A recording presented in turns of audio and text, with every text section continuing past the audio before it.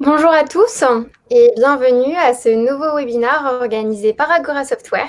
Et pour ceux qui ne nous connaissent pas encore, je vous propose que l'on se présente avant de commencer. Donc, je m'appelle Coralie et je suis Social Media Manager.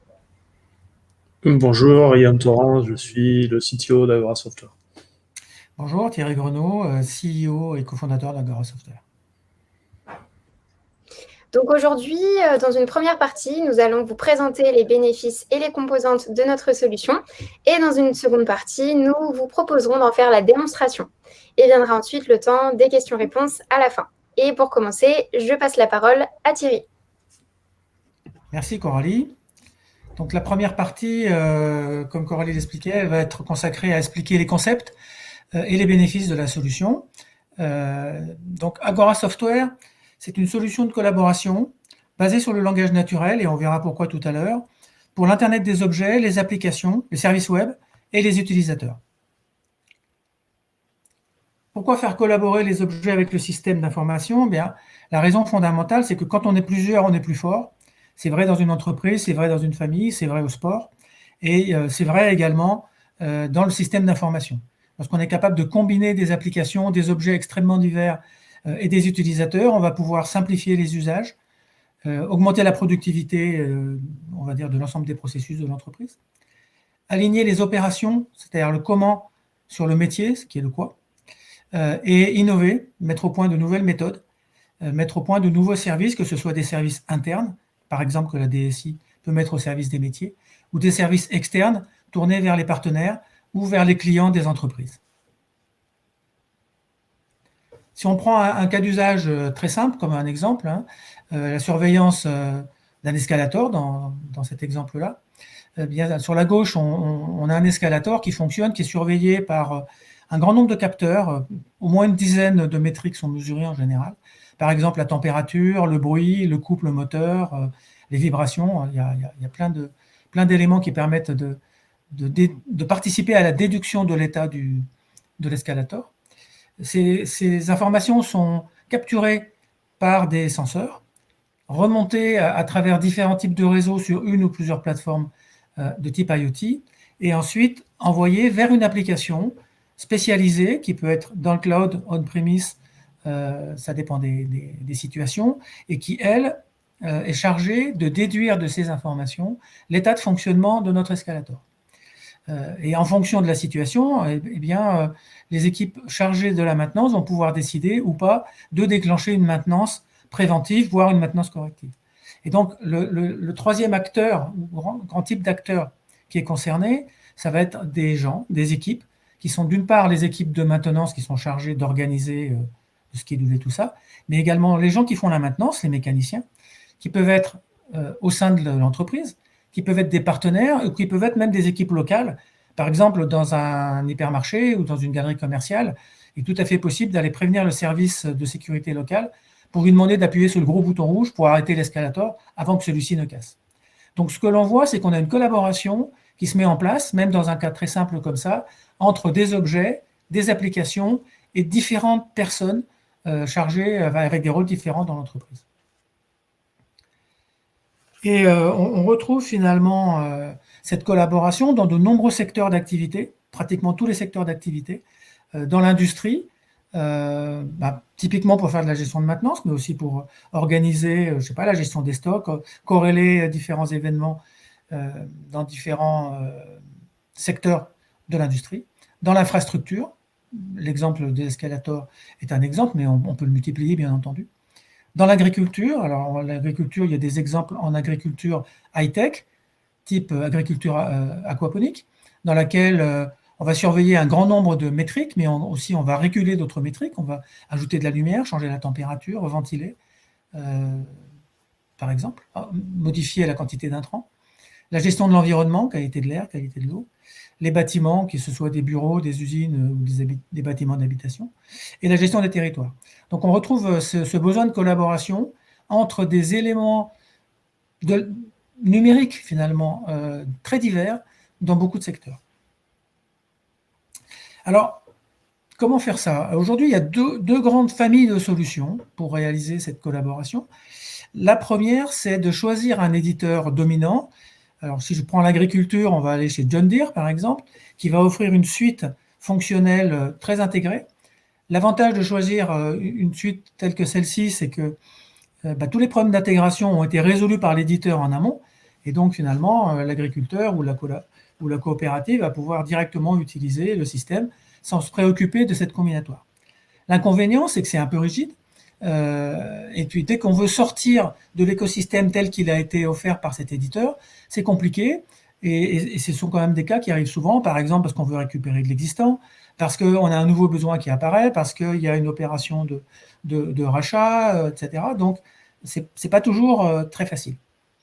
La deuxième grande famille de solutions, c'est de faire des développements à façon derrière les API.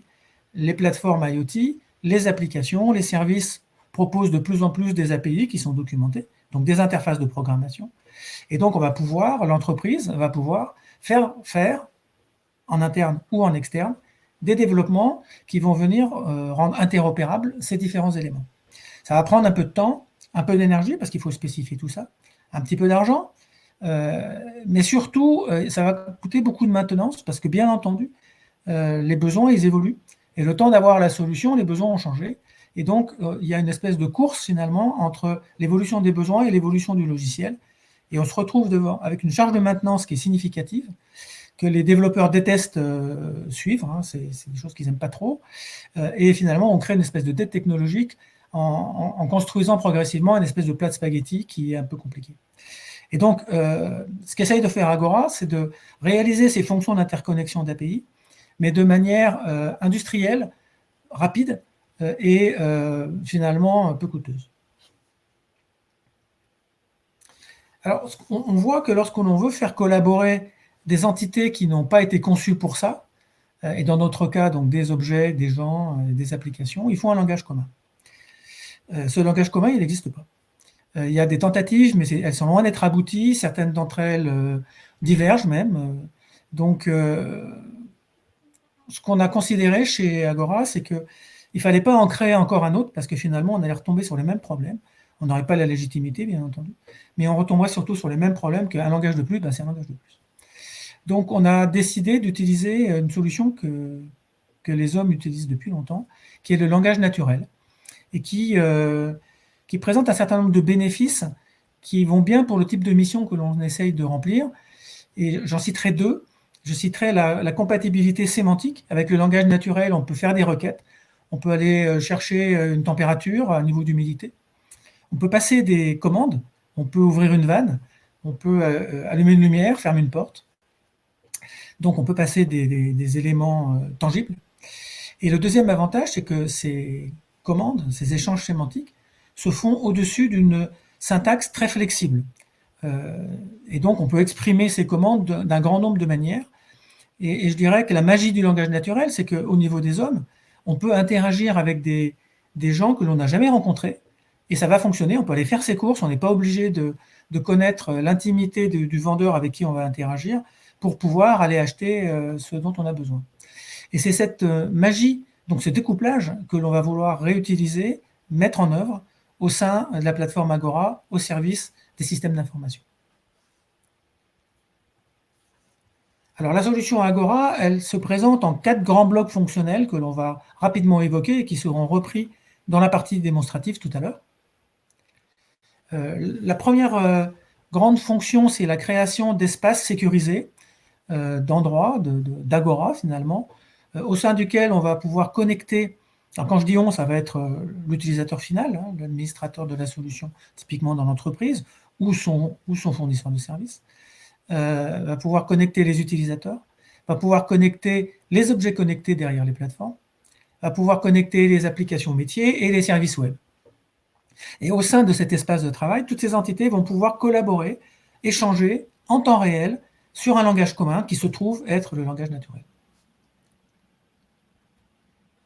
La deuxième grande fonction, c'est la capacité d'animer cet Agora, cet espace, et donc les éléments qui le constituent, à partir de workflows qui vont être programmés en mode no-code, c'est-à-dire glisser-déposer, et langage naturel, c'est-à-dire en passant des commandes en langage naturel.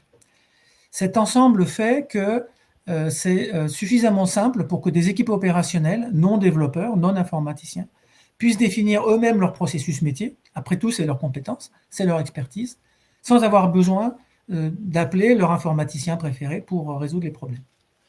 Donc, c'est assez simple. On va trouver un exemple tout à l'heure dans un petit film.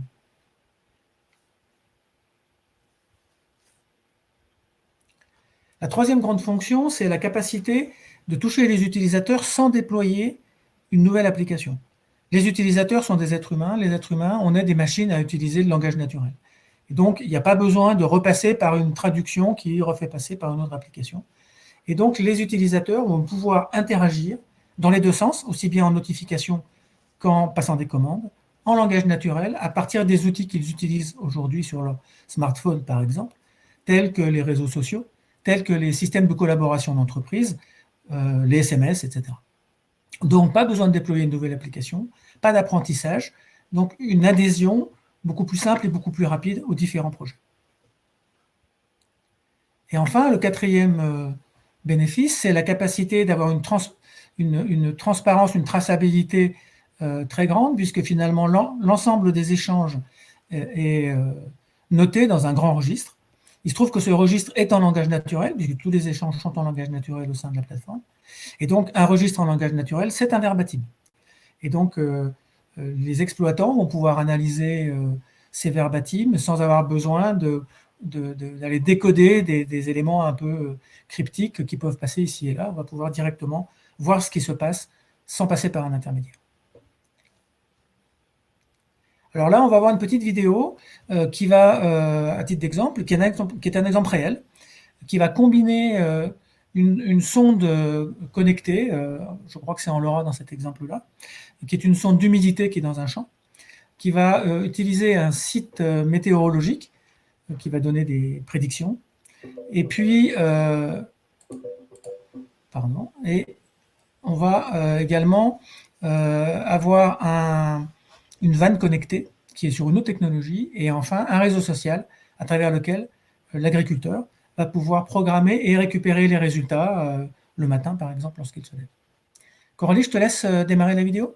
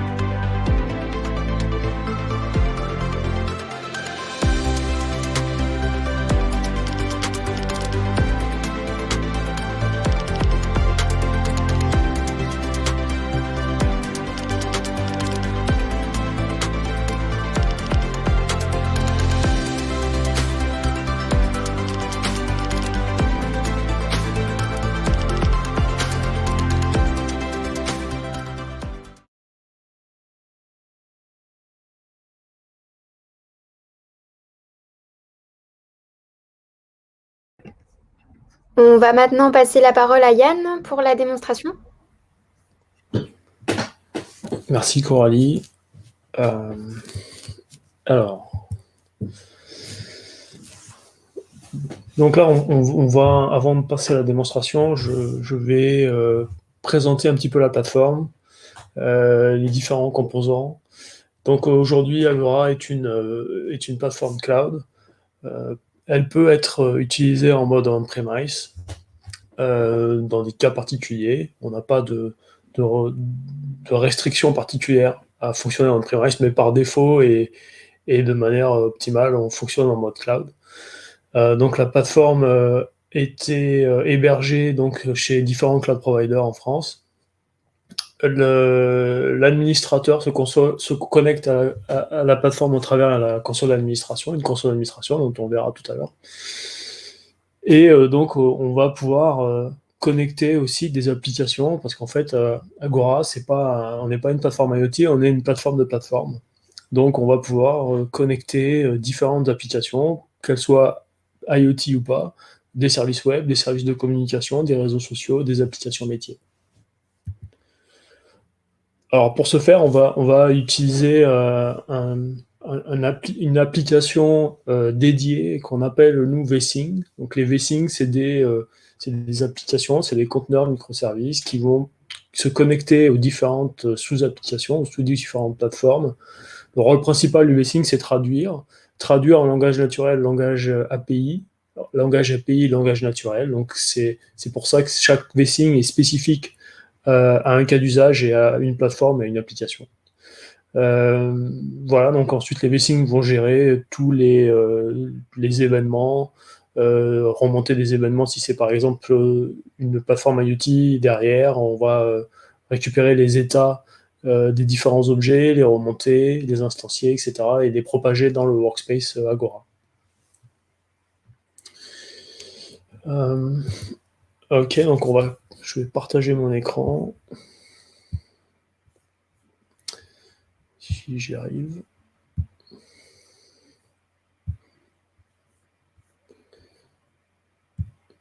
Hop. Alors, là, vous voyez la console d'administration. La console d'administration donc s'adresse à une population IT, au DSI et à ses équipes. L'utilisateur final ne se connectera pas sur cette console. On sera vraiment en présence ici d'utilisateurs confirmés qui aura la charge de l'administration d'un projet, par exemple. Et donc, chaque projet sera concrétisé au travers d'un workspace. Ce qu'expliquait Thierry tout à l'heure, donc le workspace, c'est l'Agora. On a repris le terme workspace parce que c'est un terme qui est utilisé dans les réseaux sociaux, et c'est un terme qui correspond aussi à ce qu'on veut mettre en place. Donc dans chacun des workspaces, donc un workspace c'est un projet, pour dire autrement. Donc dans chacun des workspaces, l'administrateur va pouvoir déployer donc des vSync. Donc je vais aller directement sur le store des vSync. Donc ça c'est le store applicatif d'Agora. Donc un utilisateur administrateur va pouvoir sur un workspace donné déployer différents vSync qui correspondra à ses cas d'usage pour son projet. Donc là en l'occurrence sur ce workspace on a déployé 3 vSync, un vSync de qualité de d'air par IF qui va nous donner des informations et des éléments de qualité de l'air en Île-de-France. Un vSync de type réseau social qui est Slack ici. Donc on a connecté un workspace Slack au workspace Agora pour pouvoir à la fois notifier des utilisateurs sur le réseau social et aussi que les utilisateurs sur le réseau social puissent interroger tel ou tel service ou tel objet.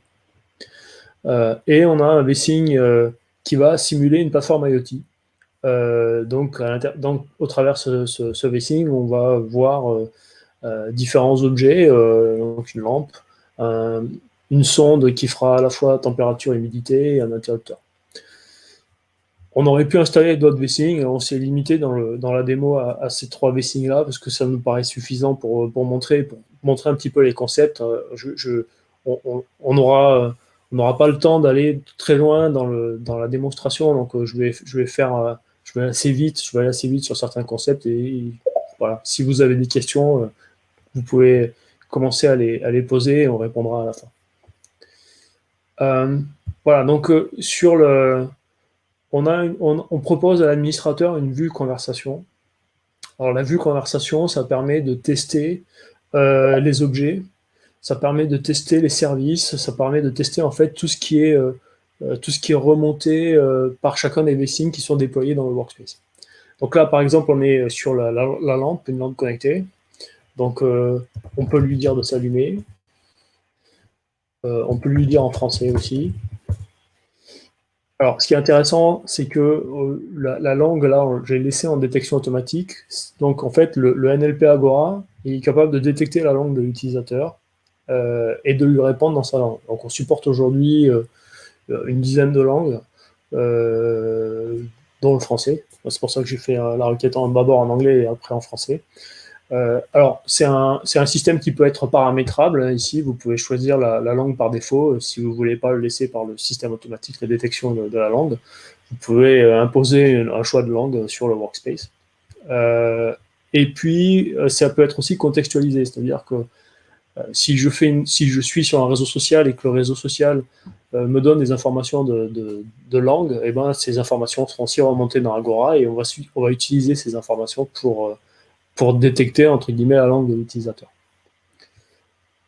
Bon, on a un système no-code intégré pour pouvoir faire des workflows. Donc là, l'idée, c'est de pouvoir écrire des scripts sans avoir aucune compétence en programmation. Ou alors, on va dire, du bon sens logique pour manipuler du Excel. Un utilisateur qui sait à peu près fonctionner avec Excel arrivera à créer un script et un workflow Agora. Et c'est ça notre objectif. Alors pour ce faire, on a deux systèmes. On a un système d'événements. Donc les événements, c'est tout ce qui peut remonter des vCing et des objets, par exemple, ou une application en ligne. Là, par exemple, on a l'application ARPARIF qui nous remonte deux types d'événements, la pollution du jour et la pollution du lendemain. Donc à chaque fois qu'il va y avoir une nouvelle prévision de pollution du jour ou du lendemain, on va être notifié par cet événement. Ensuite, on a les objets, donc les objets virtuels qu'on a déployés dans ce workspace. Donc on a la lampe, le capteur de température, d'humidité, l'interrupteur. Et là, on va avoir donc les états. Par exemple, sur la température, on voit la température, la dernière température qui a été remontée. Donc à chaque fois, ça crée un état, ça crée un événement. Et on va pouvoir après se servir de ces événements pour faire ces scripts. Et là, j'ai créé moi à la main un état, un événement qui est de type tâche planifiée, et on va utiliser cet événement pour s'activer. Cet événement va s'activer tous les jours à 9h du matin. Donc tous les jours à 9h du matin, cet événement va s'activer et on va pouvoir aussi, pareil, utiliser, par exemple, dans un script de test. Bon, là je l'ai utilisé, donc tous les jours à 9h du matin, je vais utiliser cet événement pour réveiller, pour exécuter automatiquement ce script. Et donc tous les jours à 9h du matin, je vais pouvoir récupérer le niveau de pollution dans l'arrondissement dans lequel je suis. Donc je vais demander à AirParif quel est le niveau de pollution actuellement. Et une fois que j'ai fait ça, je vais pouvoir notifier à Slack, c'est-à-dire que je vais envoyer une notification à Slack, au réseau social, dans un canal de notification qu'on a créé dans Slack, pour notifier en fait le niveau de pollution. Donc tous les jours à 9h du matin, je vais avoir écrit dans Slack, dans ce canal, pollution index et avec le niveau de pollution. Donc par exemple, ce matin, à 9h, donc, j'ai pollution index, c'est de 55. Donc aujourd'hui, c'est assez pollué aujourd'hui. Voilà, donc l'idée du no-code, c'est de pouvoir combiner à la fois d'avoir une visibilité via l'interface no-code de la construction, de l'architecture du script, et de passer ces commandes en langage naturel. On a deux systèmes qui sont parfaitement imbriqués et qui fonctionnent bien, et qui sont complémentaires. C'est le glisser-déposer avec l'interface no-code qui nous permet, par exemple, de passer une commande facilement et de voir exactement qu'est-ce que le script va faire, et d'intervenir. Donc là, si par exemple je veux passer une commande sur une lampe, je vais dire à la lampe de s'éteindre. Voilà. Donc là, j'ai passé une commande, je l'ai passée en langage naturel, mais je la vois concrétisée dans mon script, et je peux après modifier cet événement, je peux changer l'ordre, je peux faire ce que je veux. Voilà. Alors, on a les verbatims. Alors, les verbatims, c'est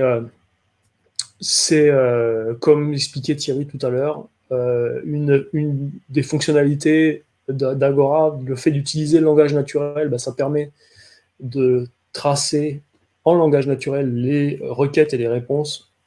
Et donc, ça permet en gros de comprendre un humain, un utilisateur, un analyste, qui n'est pas spécialiste peut comprendre à la lecture des verbatims ce qui s'est passé à un instant T. Alors bien sûr, vous pouvez filtrer par date, vous pouvez filtrer par type d'erreur, de requête, etc. Et c'est très intéressant quand vous avez des erreurs d'avoir un verbatim en langage naturel parce que ça va traduire aussi l'erreur. Ça ne va pas vous remonter un code d'erreur ou quelque chose qui n'est pas forcément compréhensible pour tout le monde. Ça peut vous remonter une erreur et dire, ben voilà, l'erreur, c'est ça. Et c'est aussi ça l'intérêt d'utiliser le langage naturel. Voilà, je peux vous montrer, si j'ai encore quelques minutes, le dashboard. C'est un dashboard assez classique où on a la répartition des objets sur le workspace, donc toujours en fonction de par workspace. Donc, sur ce workspace-là, on a tous ces objets-là. On a les derniers messages, les dernières erreurs. On a la répartition des intentions. Donc, les intentions, c'est ce que notre NLP Agora a compris des différentes requêtes qui sont passées. Et ça, on fait de la classification par type d'objet ou par type de service. Et enfin, on a la volumétrie des messages jour par jour sur ce workspace-là. Donc tout ça, c'est aussi associé au workspace. En fait, le workspace, vous avez compris, c'est l'unité de base, c'est le projet de base d'Agora.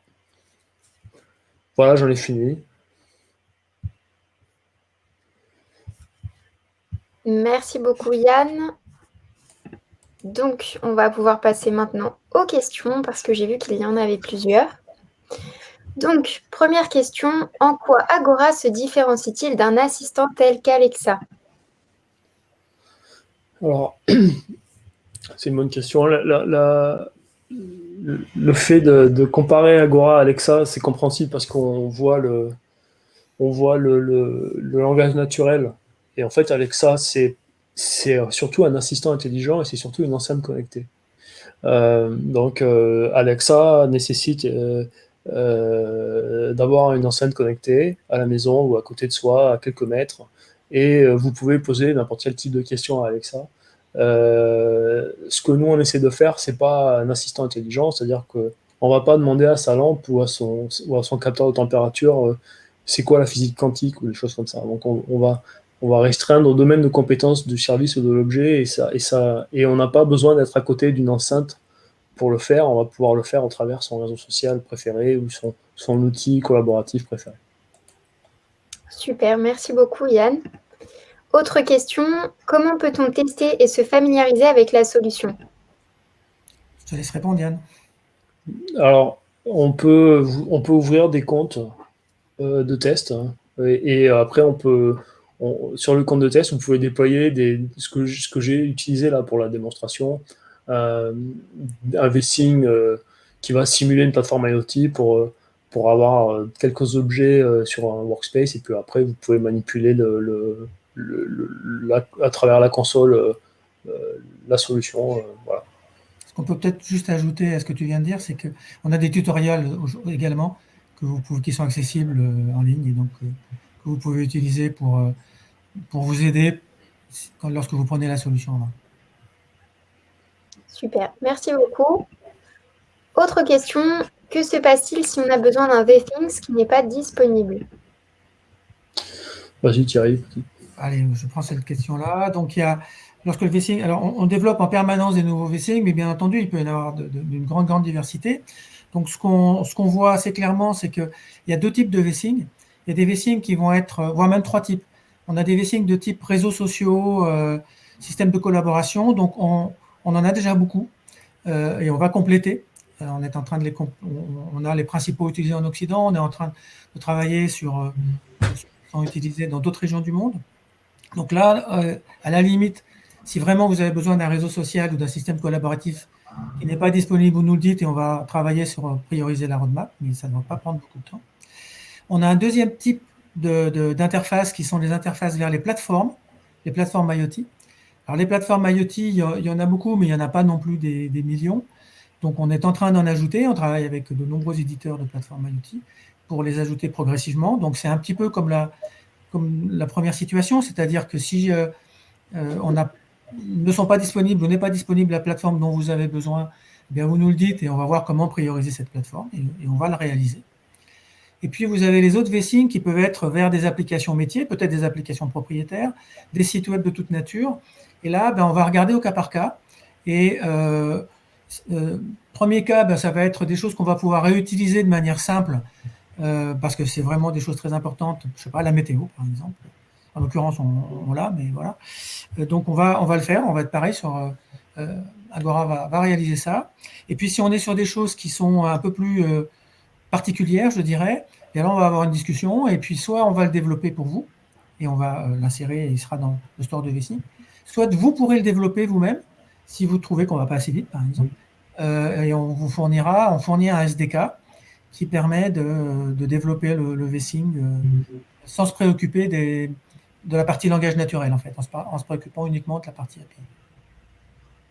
Merci beaucoup, Thierry. Une autre question. Combien de temps faut-il pour déployer la solution Agora?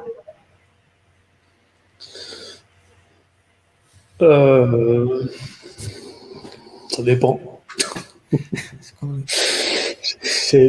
Faut rentrer un peu plus dans le détail. Et ça peut aller très vite, comme moins vite. Ça va dépendre après des interactions à prévoir dans l'IT de l'organisation. C'est très dépendant en fait à l'écosystème applicatif de ce que vous pouvez avoir dans l'entreprise. Donc ça dépend. Ce qu'on peut peut-être dire en complément, c'est que le système n'est pas intrusif, c'est-à-dire qu'on va se connecter sur les API qui sont déjà disponibles. Alors bien sûr, il faut avoir des autorisations d'accès, mais on va pouvoir se connecter dessus, donc il n'y a pas de rupture de fonctionnement. Si les vSync sont disponibles, ce qui est quand même le cas pour la plupart des vSync, je pense, eh bien on va pouvoir se déployer même relativement rapidement. Ça va être, j'imagine, en jour, quoi. Donc c'est pas quelque chose qui, voire plus rapide si tout est disponible et tout fonctionne. Ok, merci beaucoup les garçons. Une dernière question de Julie. Quel est votre modèle de vente? Alors je prends cette question-là peut-être aussi. Alors on est sur un modèle SaaS, donc Software as a Service. C'est un modèle d'abonnement avec 4 plans et le choix du plan dépend en gros de la taille du déploiement, du nombre d'objets ou du nombre d'interfaces, donc de la complexité du déploiement qui est fait. Bien entendu, si vous voulez en savoir plus, on n'a pas le temps d'entrer dans tous ces détails-là, mais on sera ravis de pouvoir vous présenter ça et de vous conseiller sur le meilleur plan en fonction de votre situation. Merci beaucoup Thierry.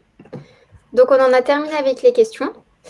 On espère en tout cas que cette présentation vous aura plu. On vous remercie vivement pour votre écoute et n'hésitez surtout pas à nous contacter via les différentes adresses que vous voyez ici. Donc allez voir sur le site internet, à l'adresse mail contact@agora-software.com ou n'hésitez surtout pas à aller voir l'actualité Agora sur LinkedIn ou Facebook. En attendant, nous vous souhaitons une très bonne journée et on vous dit à bientôt. Merci beaucoup, au revoir. Au revoir.